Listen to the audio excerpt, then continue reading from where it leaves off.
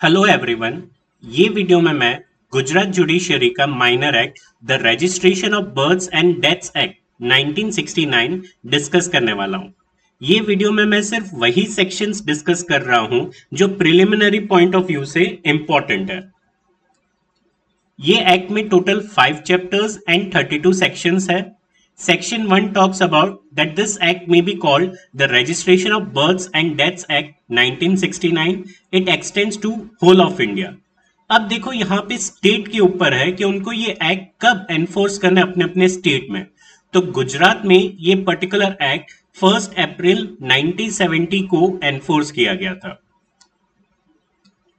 Section 2A talks about birth. Birth means live birth or stillbirth.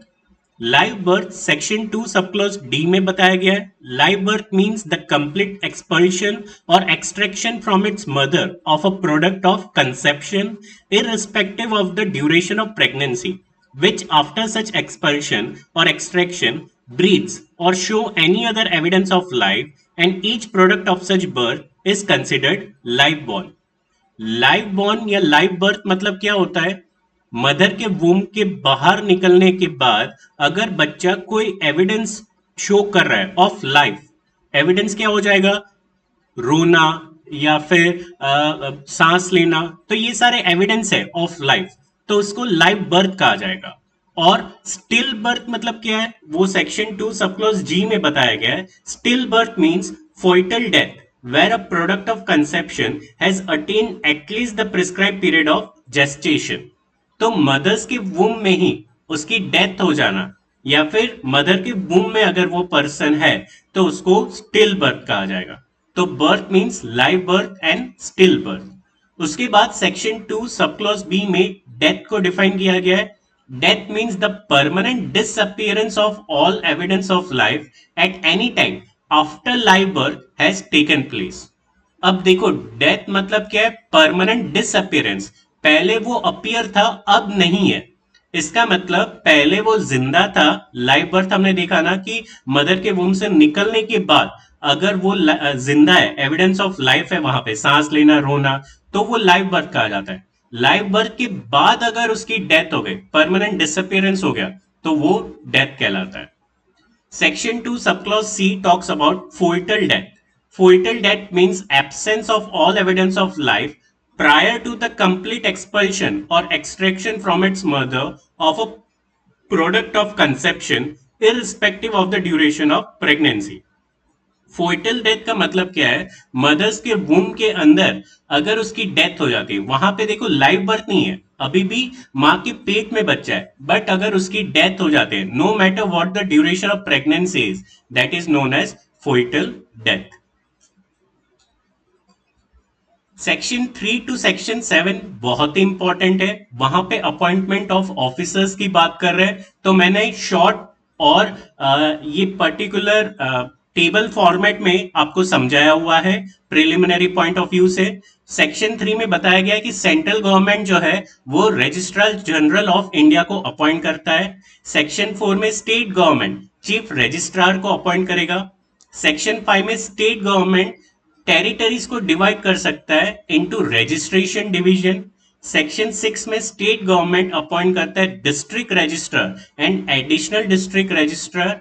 And section 7 में again state government जो है हर एक सब district में रजिस्ट्रार को अपॉइंट करता है फॉर म्यूनिसिपालिटी, पंचायत और अदर एरियाज। एंड अगर वो रजिस्ट्रार चाहे तो चीफ रजिस्ट्रार के अप्रूवल से सब रजिस्ट्रार को भी अपॉइंट कर सकता है। तो देखिए ये हायरार्की भी है, मैं नेक्स्ट स्लाइड में आपको बताऊंगा। तो रजिस्ट्रार जनरल जो है वो सेंट्रल लेवल पे है, उसके बाद चीफ रजिस्ट्रार है वो स्टेट लेवल पे है, फिर डिस्ट्रिक्ट लेवल पे district registrar and additional district registrar है, और उसके नीचे रजिस्ट्रार एंड सब रजिस्ट्रार है। तो रजिस्ट्रार जनरल को छोड़ के जितने भी ऑफिसर्स है सबको स्टेट गवर्नमेंट यहाँ पे अपॉइंट कर रहा है। तो सेक्शन 3 से लेके सेक्शन 7 में अपॉइंटमेंट्स की बात की है और उनको कौन अपॉइंट कर सकता है ये बताया गया है। देखो तो ये हायरार्की भी है। सेक्शन 7 जो है वो सिटी की बात कर रहा है कि स्टेट गवर्नमेंट जो है हर एक सिटी में एक रजिस्ट्रार को अपॉइंट कर सकता है, वो रजिस्ट्रार अगर चाहे तो फर्दर सब रजिस्ट्रार को अपॉइंट कर सकता है। उसके ऊपर जहां पे डिस्ट्रिक्ट आ जाता है वहां पे डिस्ट्रिक्ट रजिस्ट्रार और एडिशनल डिस्ट्रिक्ट रजिस्ट्रार को अपॉइंट किया जा सकता है। स्टेट लेवल पे जो ऑफिसर है उसको चीफ रजिस्ट्रार कहा जाएगा, और सेंट्रल लेवल पे जो ऑफिसर्स अपॉइंटेड है उसको रजिस्ट्रार जनरल कहा जाएगा। तो ये हायरार्की भी यहाँ पे मैंने बताया हुआ है। Section 8 very important, persons required to register births and death. In respect of births and deaths in a house, whether residential or non-residential, not being any place referred to in clause B to E, the head of the house, or in case more than one household live in the house, the head of the household, the head being the person who is so recognized by the house of the household, or if he is not present in the house at any time during the period within which the birth or death has to be reported, the nearest relative of the head present in the house, and in the absence of any such person, the oldest adult male person present therein during the said period. अब section 8 क्या कहता है कि कौन कौन से व्यक्ति को रिक्वायरमेंट है बर्थ या डेथ का रजिस्ट्रेशन करवाना। तो अगर किसी के भी घर में, चाहे आप रह रहे हो या नॉन रेसिडेंशियल हो, मतलब कि आप रेंट पे टेनेंट पे भी अगर रह रहे हो, आपके घर में अगर किसी की बर्थ या किसी की डेथ हो जाती है तो वो घर में जो सबसे बड़े हैं, generally the oldest adult male person जो है, उनकी लाइबिलिटी होती है, रिक्वायरमेंट होता है कि वो रजिस्ट्रार के पास जाके वो बर्थ या डेथ का इंफॉर्मेशन दे। In respect of birth and death in a hospital, health care, maternity or nursing home or other like institution, the medical officer in charge or any person authorised by him in this behalf. अगर किसी भी person का birth या death hospital में, health care centre, maternity or nursing home में हुआ है, तो वहां पे जो अपॉइंटेड मेडिकल ऑफिसर है, जो इंचार्ज है उस वक्त के, उनके ऊपर ये रिक्वायरमेंट हो जाती है कि वो रजिस्टर के पास वो बर्थ एंड डेथ का डिस्क्लोजर करें। In respect of birth and death in jail, the jailer incharge, अगर जेल में किसी का बर्थ या डेथ होता है तो जेलर इंचार्ज को इन्फॉर्म करना रहेगा regarding the birth and death. In respect of birth and death in a choultry, chatram, hostel, dharamshala, boarding house, lodging house, tavern, barrack, toddy shop or place of public resort, the person in charge. तो अगर public place में किसी का भी अगर birth या death हो रहा है अदर देन हाउस, तो वहां पे person in charge of that area या दैट पब्लिक प्लेस, उनके ऊपर ये लाइबिलिटी हो जाती है to inform the details of birth and death to the registrar. In respect of any newborn child or dead body found in deserted in a public place, the headman or other corresponding officer of the village in the case of a village, and the officer in charge of the local police station elsewhere. तो कोई भी अनजान जगह पे, सुनसान area में अगर किसी का भी बर्थ या डेथ होता है, तो अगर विलेज है तो वहां पे हेड ऑफ द विलेज जो है उसकी यहाँ पे लाइबिलिटी हो जाएगी to inform about the birth and death of a person, या फिर वो एरिया का जो भी पुलिस ऑफिसर होगा इंचार्ज, उसकी ये ड्यूटी हो जाएगी requiring to give the detail of birth and death. हम लोग कई बार देखते हैं ना कि नदी के किनारे किसी की लाश पाई गई, तो वहां पे जो भी ऑफिसर इन चार्ज होगा वहां पे उसकी ड्यूटी हो जाएगी to give the details of the death to the registrar and in any other place such person as may prescribe. उसके अलावा कोई और भी जगह जहां पे कोई और पर्सन अपॉइंटेड है या इंचार्ज है, वहां पे उनकी ड्यूटी हो जाएगी to give the details of birth and death. तो सेक्शन 8 बहुत ही इंपॉर्टेंट है, उसमें बताया गया कि कौन कौन से पर्सन्स के ऊपर लाइबिलिटी है to disclose about the birth and death of a person. Section 9 talks about special provisions regarding birth and death in a plantation. Plantation generally यहाँ पे डिफाइन भी किया गया है। Plantation means any land not less than 4 hectares in extent which is being prepared for the production of or actually produces tea, coffee, pepper, rubber, cardamom, cinnamon, etc. तो देखो plantation एक area है, generally factory area या फिर farming area आप ले सकते हो, जहां पे कुछ कल्टीवेशन हो रहा है, कुछ प्रोडक्शन हो रहा है, तो वो बहुत ही बड़ा एरिया रहता है। अब सपोज वो पर्टिकुलर एरिया में किसी का बर्थ या डेथ होता है, तो वहां पे सुप्रिटेंडेंट ऑफ द प्लांटेशन जो है उसकी ड्यूटी हो जाती है to disclose the fact regarding birth and death of a person. KGF movie आपने देखा होगा, उसमें देखिएगा बस्ती एक एरिया अपॉइंट किया जा रहा है नियर द कोल माइन, जहां पे लोग रह रहे हैं, जो काम कर रहे हैं कोल माइन में वहां पे ही रह रहे हैं। वहां पे जिसका भी बर्थ या डेथ होता है, तो वहां पे जो ऑफिसर इन चार्ज है या सुपरिटेंडेंट ऑफ प्लांटेशन है, उसकी ये ड्यूटी हो जाती है to disclose the provisions regarding birth and death of a person. Section 10 talks about duty of certain persons to notify birth and death and to certify cause of death. It shall be the duty of the midwife or any other medical or health attendant at a birth or death, the keeper or owner of a place set apart for the disposal of dead bodies or any person required by a local authority to be present at such place, or any other person whom the state government may specify in this behalf by his designation. Section 10 में बताया गया है कि क्या cause है वो birth का या डेथ का, ये किसकी ड्यूटी है डिस्क्लोज करने की। तो जो भी मेडिकल ऑफिसर्स है, हेल्थ अटेंडेंट है, नर्सिस है, अगर उनकी देखरेख में किसी की डेथ हो जाती है तो वहां पे उनकी ड्यूटी है to disclose the reason of the death of a person, किस कारण से उसकी डेथ हुई है। या फिर अगर कोई पर्टिकुलर ओनर है कोई जगह का, या फिर कोई पर्टिकुलर कीपर है, ध्यान रख रहा है किस चीज का, जहां पे डेड बॉडीज को जलाया जा रहा है या दफनाया जा रहा है, तो वहां पे उनकी ड्यूटी है बताना, इन्फॉर्म करना कि ये पर्सन की बर्थ या डेथ कैसे हुई है। या फिर कोई अदर पर्सन जो स्टेट गवर्नमेंट ने अपॉइंट किया हुआ है रिगार्डिंग दिस पर्टिकुलर केस, तो वहां पे उनकी ड्यूटी हो जाती है to notify the birth and death of a person. Section 11 बात कर रहा है informant to sign the register. Every person who has orally given to the register any information required under this act shall write in the register maintain in this behalf by his name। अब देखो section 8 में मैं एक चीज यहां पे बताना भूल गया कि यहां पे जो भी आप इंफॉर्मेशन दे रहे regarding the registration of birth and death, वो ओरल भी एक्सेप्टेड है और वहां पे राइटिंग में भी आप दे सकते हैं।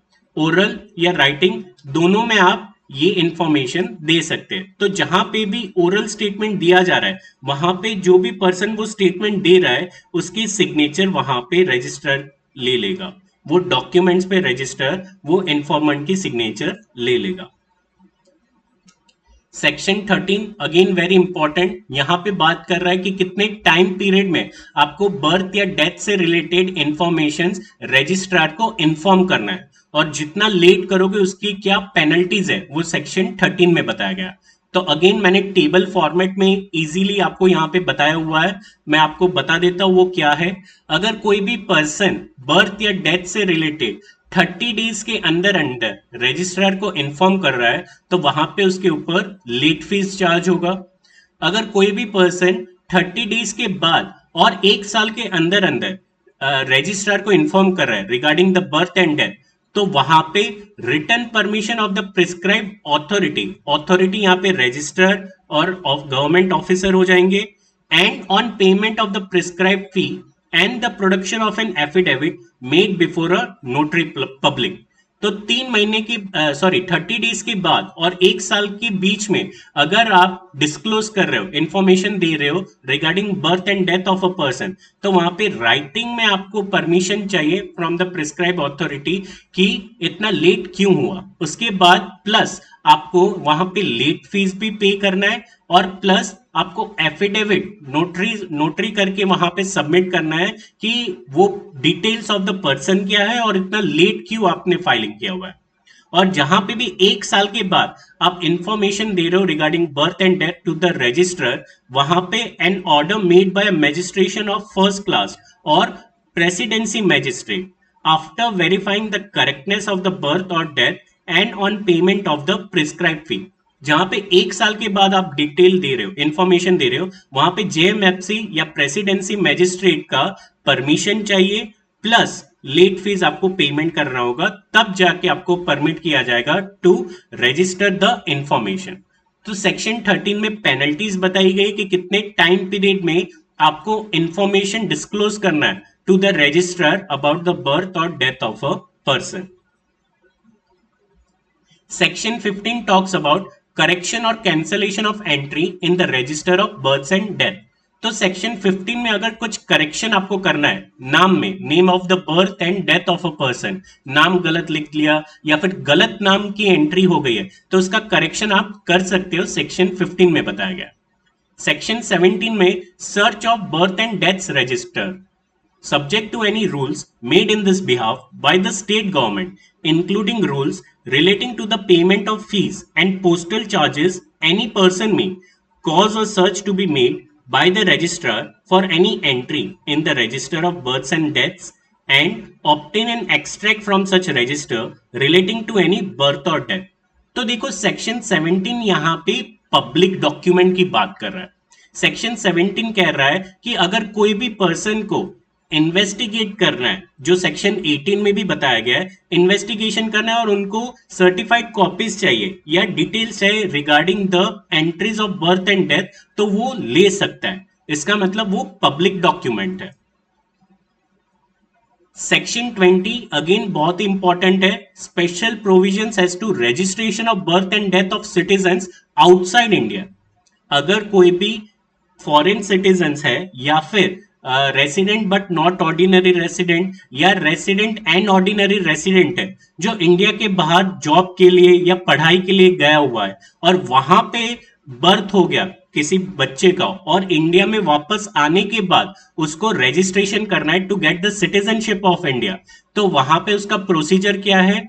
तो यहाँ पे भी सेम प्रोसीजर है जो हमने सेक्शन 13 में पढ़ा था. सिर्फ डिफरेंस ये हो जाएगा कि वहां पे 30 डेज का मेंशनिंग था, यहाँ पे रिप्लेस करके 60 डेज आ जाएगा.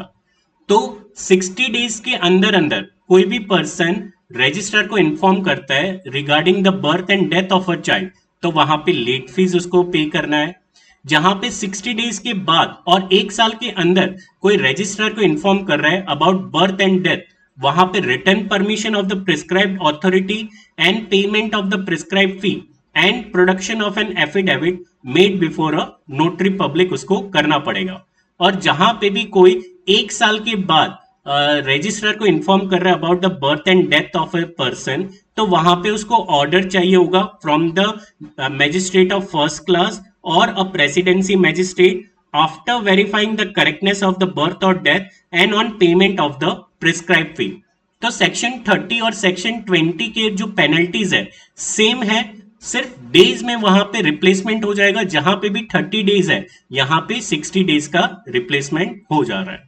ये सेक्शन 20 जो है वो उन्हीं के लिए है, सिटीजन्स के लिए जो आउटसाइड इंडिया थे during the birth of a child, घूमने गए हैं और वहां पे बच्चे का जन्म हो गया या जॉब कर रहे थे husband and wife foreign country में और वहां पे बच्चे का जन्म हो गया, बट इंडिया में आके उनको रजिस्टर करना है वो बर्थ का, तो फिर उसका क्या प्रोविजन है वो सेक्शन 20 में बताया गया.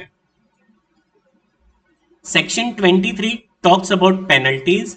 Any person who fails without reasonable cause to give any information which it is his duty to give under any of the provisions of section 8 and 9 or gives or causes to give for the purpose of being inserted any register of births and deaths any information which he knows or believes to be false regarding any of the particulars required to be known and registered or refuses to write his name, description and place of abode or to put his thumb mark in the register as required by section 11 shall be punishable with fine which may extend to 50 rupees.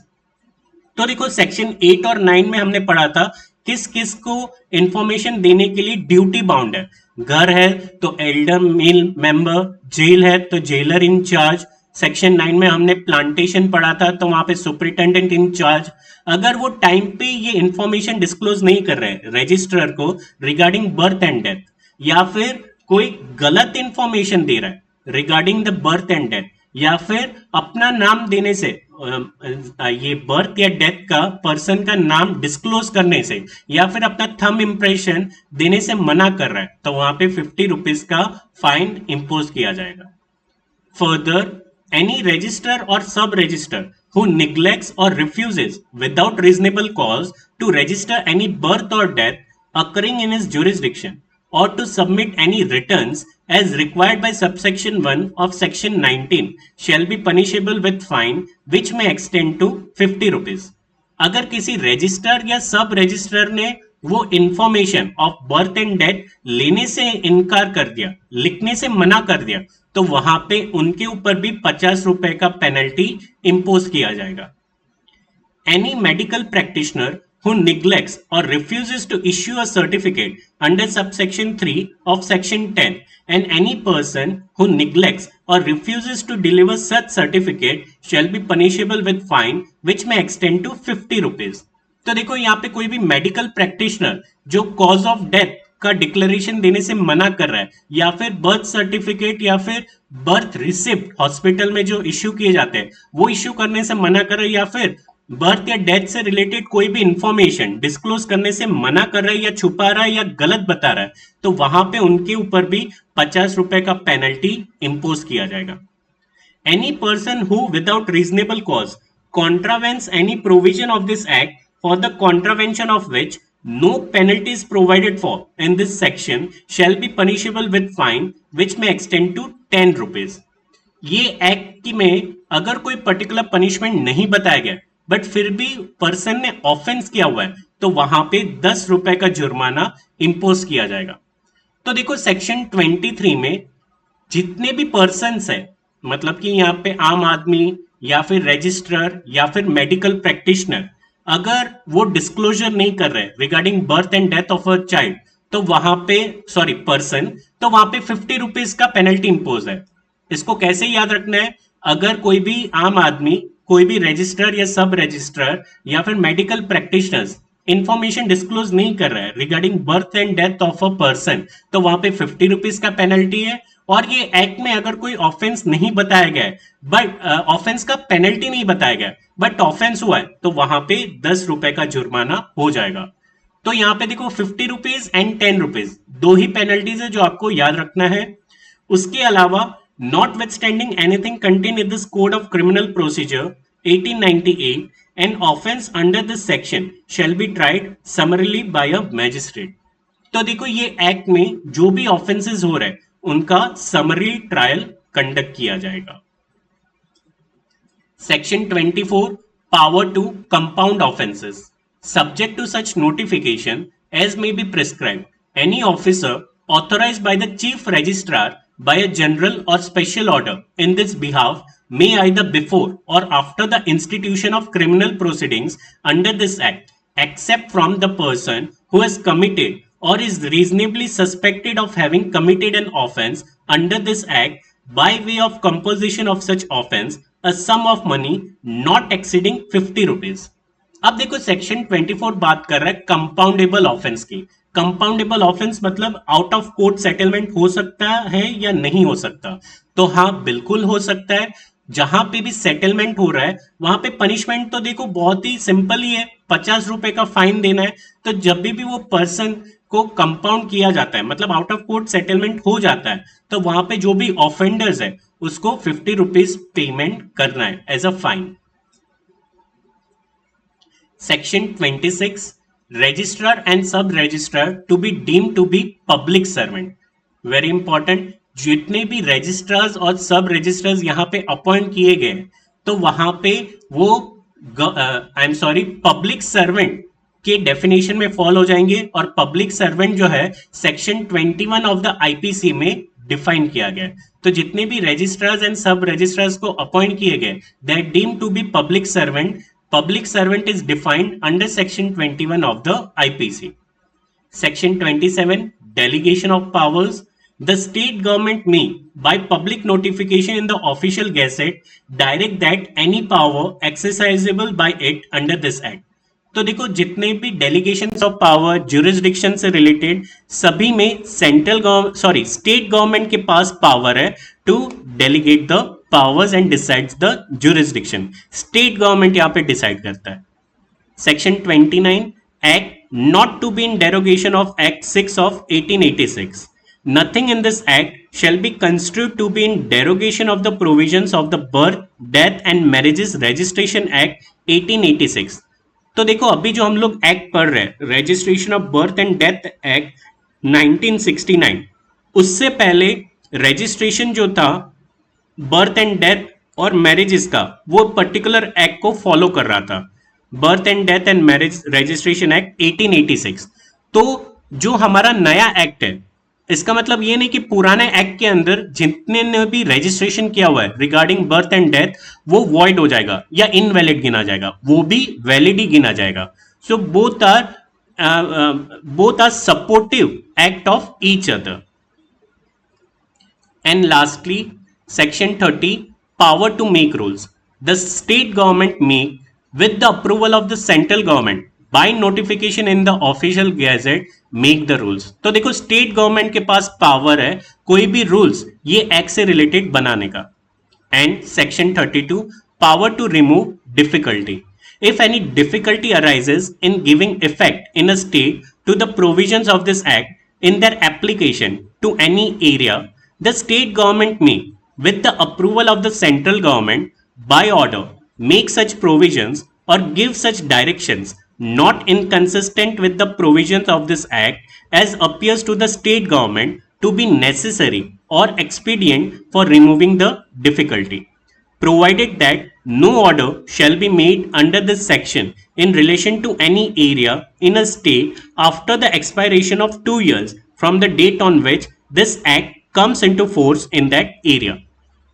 अब ये act में क्या बोल, ये section में क्या बोल रहा है कि अगर पुराने एक्ट के अकॉर्डिंग और नए एक्ट के अकॉर्डिंग अगर कुछ कंफ्लिक्ट है, कुछ डिफिकल्टी है, तो वहां पे स्टेट वो मैटर को सुनेगा और वहां पे जो भी ऑर्डर होंगे वो स्टेट गवर्नमेंट यहाँ पे डिसाइड करेगा।